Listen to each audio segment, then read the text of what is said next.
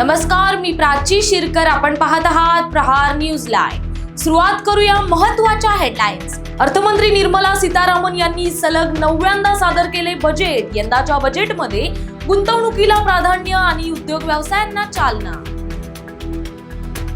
देशात मोठ्या प्रमाणावर पायाभूत सुविधांचा विकास करणार. बजेटमधून अर्थमंत्र्यांनी दिली ग्वाही.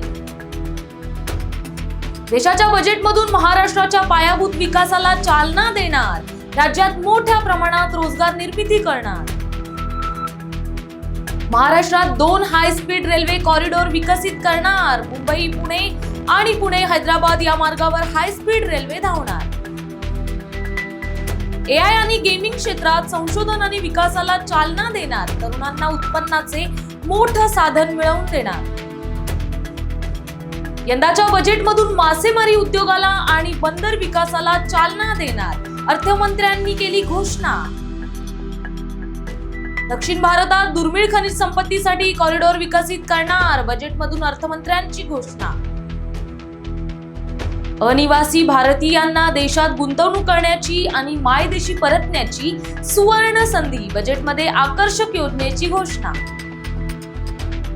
भारताचे आतापर्यंतचे सर्वात मोठे संरक्षण बजेट. यंदाच्या बजेटमध्ये संरक्षण विभागासाठी 7.8 लाख कोटी रुपयांची तरतूद.